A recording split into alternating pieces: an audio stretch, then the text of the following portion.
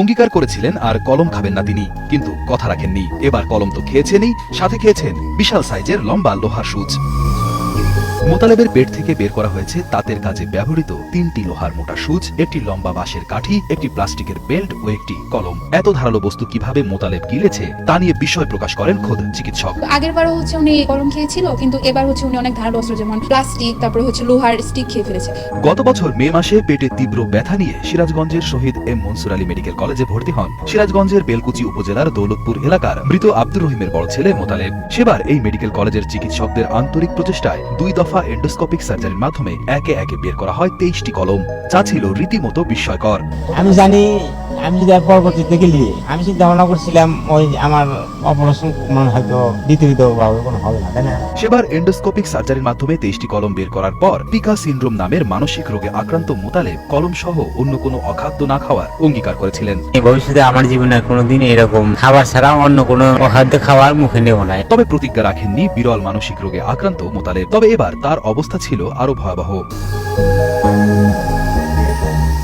গত মে মাসের 13 তারিখে আবারও পেটে তীব্র ব্যথা শুরু হয় মোতালেবের অসহায় মা লাইলি খাতুন তাকে নিয়ে আবারও শহীদ এম মনসুর আলী মেডিকেল কলেজে আসেন। চিকিৎসকের পরামর্শে আবারও তাকে ভর্তি করা হয়। বিভিন্ন পরীক্ষা নিরীক্ষার পর চিকিৎসক বুঝতে পারেন আবারও অখাদ্য গিলে ফেলেছে মোতালেব।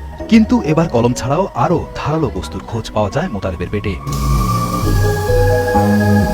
পরবর্তীতে গত 3 জুন সোমবার ও 4 জুন মঙ্গলবার 2 দফায় এন্ডোস্কোপিক সার্জারির মাধ্যমে মোতালেবের পেট থেকে মোট 6টি লম্বা আকৃতির বস্তু বের করেন শহীদ এম মনসুর আলী মেডিকেল কলেজ হাসপাতালের কনসালটেন্ট এবং endoscopic surgeon doctor Mohammad Aminul Islam Khan ও তার দল। কলমের চেয়ে এগুলো অনেক শার্প, আরো পয়েন্টেড, এবং এগুলো এতই ধারালো যে কোনো জায়গায় লেগে গেলেই সেখানে ভয়ঙ্কর ইনজুরি হয় এবং সেখান থেকে রক্তক্ষরণ শুরু হয়ে যায়। আল্লাহর কাছে শুকরিয়া যে গতকালকে আমরা সাকসেসফুলি 4টা ফরেন বডি বের করি এবং আজকে দ্বিতীয় দফায় আরো দুটি ফরেন বডি বের করা হয়। একজন মানুষের পেট থেকে অপারেশন বা কাটাছেঁড়া ছাড়াই ধাতব সূচ বের হওয়ার ঘটনায় অবাক হন সবাই। সার্জারির সময় চিকিৎসকের সাথে থাকা সার্জারি বিভাগের ইন্টার্ন চিকিৎসক ও নার্সরা জানান এমন অস্ত্রোপচার দেখে অনেক অভিজ্ঞতা অর্জন করেছেন তারা।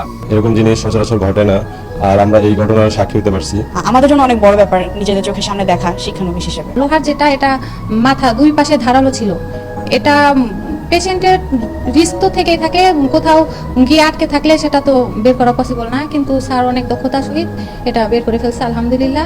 অখাদ্য খেয়ে নিজের ভুল বুঝতে পারলেও নিজেকে সামলাতে পারছেন না মোতালেব। তাই দ্বিতীয় দফা অস্ত্রোপচারের পর আবারও এমন কাজ না করার অঙ্গীকার করলেন মোতালেব। বর্তমানে অনেকটাই সুস্থ বোধ করছেন বলে জানান মোতালেব নিজেই। আমার অপারেশন করলে হয়তো ভালো হবে ডাক্তার। আমার মায়ের সাথে হাত ধরে বললাম আমি দ্বিতীয় ভাবে আর এই কোনো কাজের জন্য এই ধরনের কাজ করবো না। মানসিকভাবে অসুস্থ সন্তান মোতালেবকে নিয়ে দিশেহারা তার মা লাইলি খাতুন মোতালেবের জন্য সহযোগিতা চাওয়ার পাশাপাশি চিকিৎসক ও স্টাফদের জানালেন কৃতজ্ঞতা। কিভাবে ভালো করা যাবে কাজকর্ম কি উপজেলা আপনারা জানায় এখন কিছু আপনারা করেন, হেল্প করেন। এই যে ছোটো ছোটো মা ছেলে মেয়ে আছে, সবাই ধন্যবাদ। সবাই আমাকে খুব ভালোবাসে আর কি, স্যারও খুব ভালোবাসে। সম্প্রতি চালু হওয়া এই মেডিকেল কলেজে জনসাধারণকে অত্যাধুনিক চিকিৎসা সেবা দেওয়ার প্রচেষ্টা চলছে বলে জানান শহীদ এম মনসুর আলী মেডিকেল কলেজ হাসপাতালের পরিচালক ডাক্তার মোহাম্মদ জাহাঙ্গীর আলম। আমরা চেষ্টা করছি আমার হাসপাতালের আবার ব্যক্তিগত এবং সরকারি পেজ থেকে এখানে কি সেবা দেওয়া হয় সেবা করে আমি প্রচার প্রয়োজন করছি। প্রশাসন, সাংবাদিক সহ সামাজিক বিভিন্ন লেভেলে আমরা প্রোগ্রাম আয়োজন করছি।